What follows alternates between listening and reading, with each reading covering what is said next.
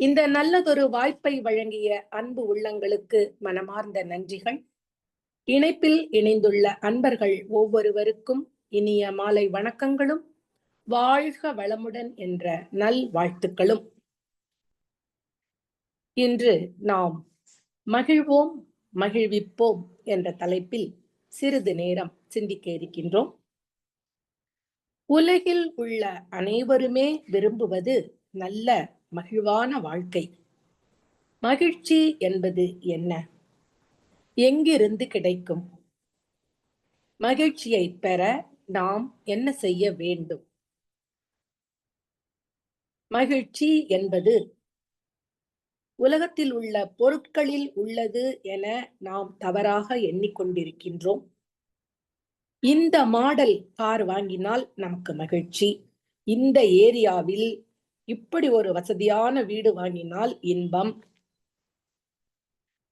இந்த கம்பெனியில் இத்தனை சம்பளத்தில் எனக்கு வேலை கிடைத்தால் இன்பம், எனக்கு வரக்கூடிய கணவன் அல்லது மனைவி இப்படி இருந்தால் எனக்கு இன்பம் என நமது மனதை புற பொருட்களின் தொடர்பில் இணைத்து அந்த பொருட்களால் தான் மகிழ்ச்சி கிடைக்கிறது என மாயையில் சிக்கி உழல்கின்றோம். அடுத்ததாக, நாம் மட்டும் மகிழ்வாக இருந்தால் அந்த மகிழ்ச்சி சுவைக்குமா? நம்மை சுற்றி இருப்பவர்களும் மகிழ்ச்சியாக இருந்தால்தான் அந்த மகிழ்ச்சியில் ஒரு அர்த்தம் உண்டு. நம்மை சுற்றி இருப்பவர்கள் அனைவரும் ஒரு கவலையில், துன்பத்தில் இருக்கும்போது நமக்கு ஒரு மகிழ்வான நிகழ்வு நடந்தது என்றால் கூட அதை நம்மால் எவ்வாறு அனுபவிக்க முடியும்? மகிழ்ச்சி என்பது நமக்கும் வேண்டும், நம்மை சுற்றி இருப்பவர்களுக்கும் வேண்டும். அந்த மகிழ்ச்சி என்பது என்ன? அது ஒரு நிறைவான மனநிலைதான். அது நமக்குள்ளேயேதான் உள்ளது, புற பொருட்களில் இல்லை. அதே போல ஒரு கோபமாக இருப்பவருக்கோ கவலையாக இருப்பவருக்கோ மகிழ்ச்சி கிடைக்குமா? கோபமும் கவலையும் மகிழ்ச்சியின் முதல் எதிரி. மகிழ்ச்சியான மனநிலையில் இருப்பவருக்கு கோபம் இருக்காது, கவலை இருக்காது. ஆக நிலையான மகிழ்ச்சி என்பது மன நிறைவே. அந்த நிறை மனம் நமக்கு எப்படி வரும்? மகரிஷி ஒரு கவியில் குறிப்பிடுகின்றார், நிறைவாக அமைதியோடு வெற்றி கண்டு வாழ நில உலகில் மக்களிடம் அன்பு காட்ட வேண்டும். நிறைவாக அமைதியோடு வெற்றி கண்டு வாழ நில உலகில் மக்களிடம் அன்பு காட்ட வேண்டும். குறை காணும் பழக்கத்தை விட்டுவிட்டு நல்ல குணங்களையே பாராட்டும் பண்பு கொள்ள வேண்டும். குறை காணும் பழக்கத்தை விட்டுவிட்டு நல்ல குணங்களையே பாராட்டும் பண்பு கொள்ள வேண்டும். உறைவிடமும் உணவும் பால் உறவும் மதிப்போடு உழைத்து பெற்று அளவு முறையோடு துய்க்க வேண்டும். அளவு முறையோடு துய்க்க வேண்டும். மறைபொருளாம் மெய்ப்பொருளை அறிய அருட்குருவை மதித்து தவம் அறம் கற்று பற்றி வாழ வேண்டும். மறைபொருளாம் மெய்ப்பொருளை அறிய அருட்குருவை மதித்து தவம் அறம் கற்று பற்றி வாழ வேண்டும். மகரிஷி ஒரு நிறைவான மகிழ்வான வாழ்க்கைக்கு என்ன வழி என்பதை மிக அருமையாக இந்த கவியில் நமக்கு குறிப்பிட்டுள்ளார்கள். மன நிறைவுடன் அமைதியாக வெற்றிகரமாக வாழ விரும்பினால் இந்த நில உலகில் வாழும் மக்களிடம் நாம் அன்பு பாராட்டி அந்த அன்பை வெளிப்படுத்தவும் வேண்டும். அன்பு செலுத்துவது என்றால் எந்தவித எதிர்பார்ப்பும் இல்லாமல் நிபந்தனையற்ற அன்பாக, அதாவது அன்கண்டிஷனல் லவ்வாக அது இருக்க வேண்டும். எனக்கு இது செய்தால் நான் அன்பாக இருப்பேன் என்ற கண்டிஷன்ஸ் மனதில் இருக்கக்கூடாது. மரங்கள் கனிகளை எப்படி நிபந்தனையின்றி அள்ளி கொடுக்கின்றது, தன்னை கல்லால் அடிப்பவர்களுக்கும் அது கனியை கொடுக்க தவறுவதே இல்லை. வேண்டியவர் வேண்டாதவர் என பாராபட்சம் இன்றி அனைவருக்கும் நிழல் தருகின்றது, கனி தருகின்றது. மலையில் தோன்றும் நதியோ அது பாயும் இடமெல்லாம் செழிப்பாக்கி வளப்படுத்துகின்றது. ஆனால் மனிதனோ ஏதோ மனிதன் பிறந்து விட்டான், அவன் ஏனோ மரம் போல் வளர்ந்து விட்டான். ஏதோ மனிதன் பிறந்து விட்டான், அவன் ஏனோ மரம் போல் வளர்ந்து விட்டான்.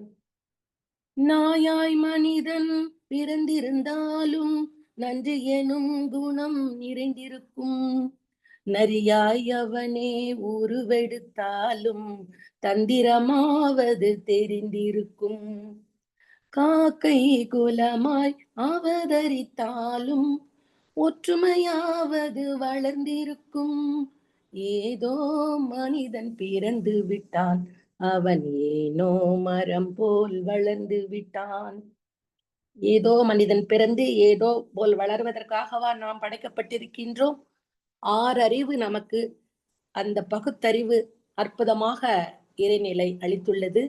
பகுத்தறிவின் துணை கொண்டு நன்மை தீமைகளை பகுத்து ஆராய்ந்து நன்மை தரும் செயல்களையே செய்தால் எப்போதும் மகிழ்ச்சிதான். ஒழுக்கம், கடமை, ஈகை என்ற நற்பண்புகளை சிறந்த மனிதனாக வாழ நமக்கு வகை செய்யும். ஒழுக்கம் என்பதற்கு ஒரு சாமியம் மகரிஷி அளித்துள்ளார். தனக்கோ பிறருக்கோ தற்காலத்திலோ பிற்காலத்திலோ உடலுக்கோ மனதுக்கோ துன்பம் தராத செயலே ஒழுக்கம். எந்த ஒரு செயலும் செய்யும் முன்பு இது எனக்கும் பிறருக்கும் நன்மை தருமா என ஆராய்ந்து அச்செயலை செய்வது சிறப்பு. இதனால் நமக்கும் பிறருக்கும் இன்பமே விளையும். ஒழுக்கம் விழுப்பம் தரலான், ஒழுக்கம் உயிரினும் ஓம்பப்படும் எனவும், ஒழுக்கத்தின் எய்துவர் மேன்மை, இழுக்கத்தின் எய்துவர் எய்தாப்பழி எனவும் வள்ளுவம் சொல்கின்றதல்லவா? மனிதனின் வாழ்க்கை இயற்கை, தான், சமுதாயம் என்ற மூன்றின் இணைப்பில் இந்த முக்கோணமாகவே நடைபெறுகின்றது. தான், இயற்கை, சமுதாயம். இதில் இயற்கையோடு ஒத்து சமுதாயத்தை அனுசரித்து தான் சிறப்பாக வாழும் போதுதான் அந்த வாழ்க்கை ஒரு முழுமையான வாழ்க்கையாக அமையும். தான் என்பதில் தன்னை சிறப்பாக வைத்துக் கொள்ள வேண்டும். அதற்கு தனது உடல் நலம் ஆரோக்கியமாக இருந்தால்தான் பிற கடமைகளை நம்மால் செய்ய முடியும். அதற்கு உடலுக்கு உடற்பயிற்சி, உயிர்வளம் சிறக்க காயகல்ப பயிற்சி என மகரிஷி வழங்கியுள்ள இந்த சிறப்பான பயிற்சிகளை நமது அன்றாட வாழ்வில் தொடர்ந்து செய்து வரும்போது நல்ல உடல் நலம், உயிர் ஆற்றல் நமக்கு கிடைக்கின்றது. உடலை பராமரித்தால் மட்டுமே போதுமா? மனம்தானே உடலை இயக்க முக்கிய பங்கு வகிக்கின்றது. அந்த மனம் அமைதியாக நிதானமாக இருந்தால்தான் மனதில் எழும் எண்ணங்களும் பயனுள்ளவைகளாக அமையும். அதற்கு மன அலைச்சுழலை குறைத்து தன் மூலத்தை, நாம் எங்கிருந்து வந்தோம் என்ற ஒரு மூலத்தை அறிய உணர அகத்தவங்கள் உள்ளன. 9 வகையான தவங்களை படிப்படியாக உணர்ந்து செய்து மனதை செம்மையாக்கிக் கொள்ளலாம். உயிரின் ஆற்றலே மனமாக இயங்குகின்றது. மெய்ப்பொருளுக்கு உள்ள அத்தனை சிறப்புகளும் நமது மனதிற்கும் உள்ளது. முதலில் நமது மனதை அறிய வேண்டும், அதன் மதிப்பை உணர வேண்டும், அதன் பலத்தையும் பலவீனத்தையும் புரிந்து கொள்ள வேண்டும்.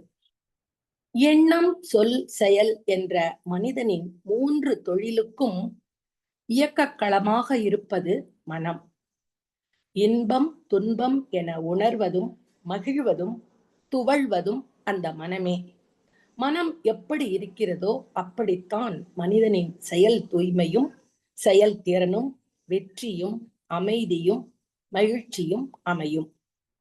மனம் பளிங்கு போல் தூய்மையாக வானம் போல் பறந்து விரிந்து விசாலமாக இருந்தால் அந்த அளவுக்கு இயற்கை, இந்த பிரபஞ்சம் நமக்கு இன்பத்தை, நன்மையை, மகிழ்ச்சியை தருவதற்காக காத்து கொண்டிருக்கின்றது. பிரபஞ்சத்திடம் நாம் எதை கேட்கின்றோமோ அதை அளிக்க காத்து கொண்டிருக்கின்றது. வெள்ளத்தனைய மலர் நீட்டம் மாந்தர்தம் உள்ளத்தனைய உயர்வு. நமது மனம் பறந்து விரிந்து இருந்தால் அங்கு எப்போதும் மகிழ்ச்சிதான். நாம் மகிழ்ச்சியாக இருப்பது மட்டுமல்ல, நம்மை சுற்றிலும் இருப்பவர்களுக்கும் இன்பமும் மகிழ்ச்சியும் தான். மனதை பற்றிய மகரிஷியின் அற்புதமான ஒரு கவியை இப்போது நாம் சிந்திக்கலாம். மனமது இயற்கையின் மாபெரும் நிதியலோ, மனமதை தாழ்த்திட மயக்கத்தால் துன்பமே, மனமதை உயர்த்திட மட்டிலா இன்பமே, மனதிலே உளையலாம் மற்றெங்கு தேடுவே, மனம் புலன் உணர்வினில் மயங்கிட மாயையாம், மனம் உயிர் வெளியினில் மருவி தோய்ந்திட, மனம் புலன் உணர்வினில் மயங்கிட மாயையாம், மனம் உயர் வெளியினில் மருவி தோய்ந்திட, மனம் விரிந்தறிவேனும் மாபதம் எய்திடும், மனம் அறிவாகிய மனிதனும் தெய்வமே, மனமது இயற்கையின் மாபெரும் நிதியலோ. இதையே கண்ணதாசன் திரை இசை பாடலில் மனிதன் என்பவன் தெய்வமாகலாம், மனிதன் என்பவன் தெய்வமாகலாம், மனிதன் என்பவன் தெய்வமாகலாம், வாரி வாரி வழங்கும் போது வள்ளலாகலாம், வாழை போல தன்னை தந்து தியாகியாகலாம், உருகும் போதும் மெழுகை போல ஒளியை வீசலாம், மனிதன் என்பவன் தெய்வமாகலாம், மனிதன் என்பவன் தெய்வமாகலாம், மனிதன் என்பவன் தெய்வமாகலாம் என்று சொல்லி இருக்கின்றார். இந்த பூமியில் இருப்பதும் அந்த வானத்தில் பறப்பதும் அவரவர் எண்ணங்களே. நமது எண்ணம் போல்தான் வாழ்க்கை அமைகின்றது. எதிலும் குறை காணும் மனமுடையவர்களுக்கு எதிலுமே ஒரு நிறைவு கிட்டாது. குறை நீக்கி நிறை காணும் மனிதர்கள் என்றுமே மகிழ்ச்சியோடு தான் இருப்பார்கள். நமக்கு மிகவும் தெரிந்த ஒரு விஷயம், ஒரு ஆசிரியர் கண்ணாடி டம்ளரில் பாதி தண்ணீரை நிரப்பி மாணவர்களிடம் இது என்ன என்று கேட்கும்போது, நிறை காணும் மனிதர்கள் அதில் பாதி அளவு தண்ணீர் இருக்கிறது என்று சொல்வார்கள். மற்றவர்களோ, குறை காணும் மனிதர்களோ, இதிலே காலியாக பாதி இடம் இருக்கின்றது என்பார்கள். அவர்களுக்கு அந்த தண்ணீர் இருப்பது தெரியாது, காலி இடம்தான் தெரியும். எனவே நிறைந்துள்ள பொருளை பார்க்காமல் குறைவாக உள்ள வெற்றிடத்தை மட்டுமே அவர்கள் மனம் பார்க்கின்றது. மகிழ்ச்சியாக இருப்பதற்கு எல்லா வளங்களும் செல்வங்களும் நிறைந்து இருந்தால்தான் மகிழ்ச்சி வரும் என்ற அவசியம் இல்லை. ஒரு ஏழை குடிசையில் வசிப்பவர், அவர் கூட ஆனந்தமாக அன்றாட வாழ்க்கையில் உழைத்து சம்பாதித்து மகிழ்ச்சியோடு வாழ முடியும். ஒரு மாட மாளிகையில் இருக்கக்கூடிய அரண்மனையில் வசிக்கக்கூடிய மன்னன் கூட மகிழ்ச்சி இல்லாமல் துன்பத்தில் வாழக்கூடும். எனவே மகிழ்ச்சி என்பது அவர்கள் மனதில் தான் இருக்கின்றது. மகிழ்ச்சி என்பது, செல்வம் என்பது சிந்தையின் நிறைவே. மனம் விசாலமாக அன்பும் கருணையும் ஈகையும் கொண்டு பறந்து விரிந்து இருந்தால் அங்கு அமைதி, மனநிறைவு, மகிழ்ச்சி என்ற நல்ல குணங்கள் தானாகவே நிரம்பி வழியும். மனதின் உணர்வுகளே மகிழ்ச்சியை அளிக்கின்றது. நம் அனைவருக்கும் தெரிந்த ஒரு குட்டி கதை. ஒரு அன்பான செல்வ செழிப்பு மிக்க ஒரு நல்ல குணங்கள் நிரம்பிய ஒரு செல்வந்தரது குடும்பத்தில் அன்று இரவு அவருக்கு மட்டும் காட்சி அளித்து அந்த வீட்டில் இருக்கக்கூடிய தேவதைகள், நல்ல குணங்களுக்கு அதிபதியாக இருக்கக்கூடிய தேவதைகள் ஒவ்வொருவராக வீட்டை விட்டு வெளியேறுவதை அந்த மனிதர் பார்க்கின்றார். உடனே அவர் அவசரமாக ஓடி சென்று அவர்கள் கால்களில் விழுந்து வணங்கி பணிவோடு கேட்கின்றார், எல்லார் தேவதைகளும் எங்கே செல்கின்றீர்கள் என்று. அப்போது இந்த தேவதைகள், நாங்கள் உன்னை விட்டு போக போகிறோம் என்று சொல்லும்போது அவர் மிகுந்த வருத்தத்தோடு கதறி, ஏன் நான் ஏதாவது தவறு செய்து விட்டேனா, என்னை மன்னித்து விடுங்கள், எனக்கு ஒரு வாய்ப்பு கொடுங்கள் என்று கெஞ்சுகிறார். அப்போது, இல்லை அப்பா, உனது நல்வினை பயனாகவே நாங்கள் இத்தனை நாள் இருந்தோம். இப்போது எங்களுக்கு விதிக்கப்பட்ட விதியின்படி உன்னை நாங்கள் பிரிய வேண்டும் என்று கூறும்போது, எல்லாரும் ஒரே நேரத்துல போறீங்களேம்மா தேவதைகளே, எனக்கு ஒரு தேவதையாவது என்னோட இருங்க என்று அவர் கதறி கண்ணீர் விடுகின்றார். உடனே அந்த தேவதைகள் மனமிறங்கி, சரி, உன்னோடு ஏதாவது ஒரு நல்ல குணத்திற்குள்ள தேவதை இருக்கின்றோம் என்று சொன்ன உடனே, நீ ஏன் யோசித்து முடிவெடு என்று சொல்லும்போது அவர் யோசிக்கின்றார். செல்வம், கல்வி, வீரம், நற்குணங்கள், அன்பு, கருணை என எல்லாவற்றையும் யோசித்து அவர் கடைசியில் மகிழ்ச்சிக்கு உரிய தேவதை என்னோடு எப்பொழுதும் இருக்கட்டும் என்று கேட்கின்றார். உடனே எல்லா தேவதைகளும் அவரது வீட்டுக்குள்ளே வந்து விடுகின்றார்கள். உடனே அவர் ஆச்சரியமாக கேட்கும்போது அவர்கள் அனைவரும் சிரித்துக் கொண்டே சொல்கிறார்கள், மகிழ்ச்சி இருக்கும் இடத்தில் நாங்கள் அனைவருமே இருப்போம், மற்ற நல்ல குணங்கள் இருக்கும் இடத்தில் மகிழ்ச்சி இருக்கும் என்று கூறுவதாக ஒரு குட்டி கதை. இதை நாம் எவ்வாறு உருவகப்படுத்த வேண்டும் என்றால், நல்ல குணங்கள் இருக்கும் இடத்தில் மகிழ்ச்சி இருக்கும், அன்பும் கருணையும் இரக்கமும் போட்டி மனப்பான்மை இல்லாமல் இருக்கும் இடத்தில் இயல்பாகவே மகிழ்ச்சி என்பது நிறைந்துவிடும். அங்கு அவர்களுக்கு மனதும் நிறைமனமாகவே இருக்கும் என்று நாம் இந்த கதையின் மூலமாக உணர்ந்து கொள்ளலாம். மகிழ்ச்சி என்ற தேவதையை தேர்ந்தெடுக்கும் போது அந்த தேவதை மற்ற அனைத்து நல்ல குணங்களையும் வளங்களையும் நமக்கு சேர்த்து கொண்டு வந்து விடுகின்றது. மகிழ்ச்சி என்பது தானும் மகிழ்வாக இருந்து பிறரையும் மகிழ்வாக வைப்பது என்ற ஒரு சிறந்த பண்பாகும். அதற்கு 5 ஒழித்து 5 கொளல் வேண்டும் என்று மகரிஷி குறிப்பிட்டுள்ளார்கள். குற்றம், குறை, பகை, கோள் சொல்லல், வஞ்சம் எனும் 5 தீய குணங்களை ஒழித்து, குற்றம், குறை, பகை, கோள் சொல்லல், வஞ்சம் எனும் 5 தீய குணங்களை ஒழித்து, நற்றவம், நட்புணர்வு, நலம் பிறருக்கு செய்யும் தகுதி, ஞான நெறியாகிய அன்பு நெறி, நாட்டமுடன் மன்னிப்பு என்ற 5 நல்ல குணங்களை நமதாக்கிக் கொண்டால் மகிழ்ச்சிக்கு குறைவேது. மனிதன் தன்னை மேம்படுத்திக் கொண்டு தன்னிடம் உள்ள தீய குணங்களை களைந்து நல்ல குணங்களாக அவற்றை சீர் செய்து கொள்ள வேண்டும்.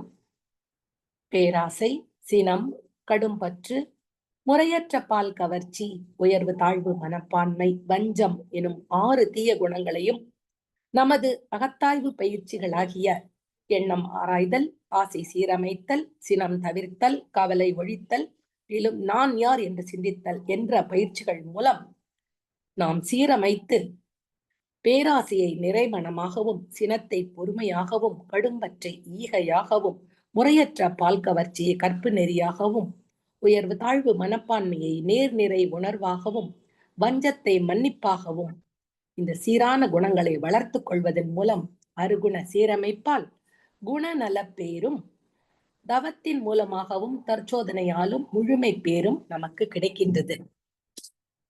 அன்பும் கருணையும் ஈகையும் நமது இயல்பாகவே மாறிவிடுகின்றது.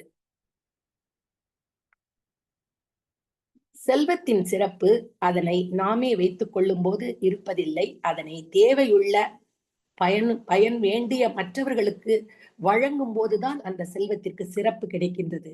அதே போல கவலை என்பது பிறரிடம் பகிர்ந்து கொள்ளும் போது குறைந்து விடுகின்றது. நமக்கு நல்ல மன தெளிவும் தைரியமும் உண்டாகின்றது. கவலையை நமக்கு நெருங்கிய நண்பர்களிடமும் உறவினர்களிடமும் பகிர்ந்து கொண்டால் குறைகின்றது. அதே நேரத்தில் மகிழ்ச்சி என்பதை நாம் பகிர்ந்து கொள்ளும் போது அது பல மடங்காக பெருகுகின்றது. அந்த மகிழ்ச்சி அதை கொடுப்பவர்க்கும் இன்பம், அதை பெறுபவர்க்கும் இன்பம். மகிழ்ச்சி என்பது பகிர்ந்து கொள்ளும் போது பல மடங்காக பெருகும் ஒரு நற்செயலை நமக்கு செய்கின்றது. அந்த வகையில் நாம் பிறரது தவறை பெரிதுபடுத்தாமலும் மன்னிக்கும் மனப்பான்மையுடனும் நட்பு நலத்திற்கும் இது பெரிதும் உதவும் என்ற ஒரு குணத்தை கொண்டு எந்த தவறையும் பெரிதுபடுத்தாமல் மன்னிக்கும் மனப்பான்மையோடு நாம் இருக்க வேண்டும். மனிதன் இயற்கையின் விதிகளை உணர்ந்து கொண்டால் சமுதாய ஒழுங்கமைப்பை புரிந்து மதித்து வாழும்போது தான், சமுதாயம், இயற்கை எனும் அந்த முக்கோணம் ஒரு நல்ல இசைவானதாக இருக்கும். அப்போது வாழ்க்கை என்பது இன்பம் நிறைந்ததாகவே இருக்கும். எந்த செயலுக்கும் அதற்கேற்ப விளைவு உண்டு என்ற செயல் விளைவு தத்துவத்தை எப்போதும் மறவாமல் நல்லதை எண்ணி நல்லதை செய்து இன்முகத்துடன் அனைவரும் இறைநிலையின் ஒரு அங்கமே என்பதை உணர்ந்து அன்பும் கருணையும் நமது இயல்பாகவே ஆக்கிக்கொண்டு அற நெறியில் வாழும்போது எந்நாளும் இன்பமே. நாமும் மகிழ்வாக இருப்போம், பிறரையும் மகிழ்வித்து வாழ்வோம் என்று கூறி இந்த சிற்றுரையை நிறைவு செய்கின்றேன். வாய்ப்பளித்த நல்ல உள்ளங்களை மீண்டும் வணங்கி அன்பர்களுக்கு நல்வாழ்த்துக்களை தெரிவித்து, நீங்களும் உங்கள் அன்பு குடும்பமும் அருட்பேராற்றல் கருணையினால் உடல் நலம், நீளாயுள், நிறை செல்வம், உயர் புகழ், மெய்ஞானம் ஓங்கி வாழ்க வளமுடன் என குருவின் நினைவில் நின்று வாழ்த்தி வணங்கி நிறைவு செய்கின்றேன். வாழ்க வளமுடன். நன்றிகள் அம்மா. வாழ்க வளமுடன். சிறப்பானதொரு சிந்தனை உரை. மகிழ்வோம், மகிழ்விப்போம். அதாவது குறை காணும் பழக்கத்தை விட்டுட்டாலே நமக்கு மகிழ்ச்சி தானா வரும்ன்றத உணர்ந்துக்கணும். உங்க உரையிலிருந்து மகிழ்ச்சியோட கவிகளையும் பழைய பாடல்களில் கண்ணதாசனையும் அவரோட கருத்துக்களை நினைவு கூர்ந்தமைக்கு மிக்க நன்றிகள் அம்மா. வாழ்க வளமுடன். உரை நிகழ்த்திய பேராசிரியரை வாழ்த்துவோம். பேராசிரியர் அருள்நிதி சந்திரா ஸ்ரீனிவாசன் அம்மா அவர்களும் அவர் தம் அன்பு குடும்பமும் அருட்பேராற்றல் கருணையினால் உடல் நலம், நீளாயுள், நிறை செல்வம், உயர் புகழ், மெய்ஞானம் ஓங்கி வாழ்க வளமுடன். வாழ்க வளமுடன். நன்றி அம்மா. வாழ்க வளமுடன். நன்றி அம்மா. வாழ்க வளமுடன். ஸ்கை ஆன்லைன் மெடிடேஷன் தினசரி நிகழ்வுகள் பற்றிய அறிவிப்புகள். காலை 5 மணி மகரிஷியின் பாடல்கள். காலை 5:30 தவம் அதனைத் தொடர்ந்து 6 மணிக்கு வீடியோ அண்ட் ஆடியோவில் உடற்பயிற்சி வகுப்பு இடம்பெறும். அதை பார்த்து கொண்டே நாம் பயிற்சி செய்யலாம். மாலை 6 மகரிஷியின் பாடல்கள். மாலை 6:25 மாலை காயகல்பம். மாலை 6:30 தவம். மாலை 7 மணிக்கு சிந்தனை உரை. மாலை 7:30 உலக நல வாழ்த்துடன் நிறைவு. பிரதி சனி மாலை தவத்தினை தொடர்ந்து மாலை 7 மணி முதல் 7:30 மணி வரை ஐயம் தெளிதல் நிகழ்வு நடைபெறும். பிரதி ஞாயிறு மாலை 7 மணி முதல் 7:30 மணி வரை சிறப்பு சிந்தனை நடைபெறும். உலக நல வாழ்த்து. உலகமெல்லாம் பருவமழை ஒத்தபடி பெய்யட்டும். உழவரெல்லாம் தானியத்தை ஒப்புடனே பெருக்கட்டும். பல தொழில்கள் புரிகின்ற பாட்டாளி உயரட்டும். பகுத்துணர்வில் தொகுத்துணர்வு பண்பாட்டை உயர்த்தட்டும். கலகங்கள் போட்டி பகை கடந்து ஆட்சி நடக்கட்டும். கல்லாமை கடன் வறுமை களங்கங்கள் மறையட்டும். நலவாழ்வை அளிக்கும் மெய் ஞான ஒளி வீசட்டும். நம் கடமை அறவாழ்வின் நாட்டத்தே சிறக்கட்டும். நம் கடமை அறவாழ்வின் நாட்டத்தே சிறக்கட்டும். நம் கடமை அறவாழ்வின் நாட்டத்தே சிறக்கட்டும். வாழ்க வளமுடன். மனமகிழ்வோடு இன்றைய நிகழ்வினை நிறைவு செய்து கொள்வோம். எனக்கு இந்த அரிய வாய்ப்பினை இங்கு அளித்த அனைத்து நல்லுள்ளங்களுக்கும் நன்றிகளும் வாழ்க வளமுடன் என்ற வாழ்த்துக்களும். வாழ்க வளமுடன் அம்மா.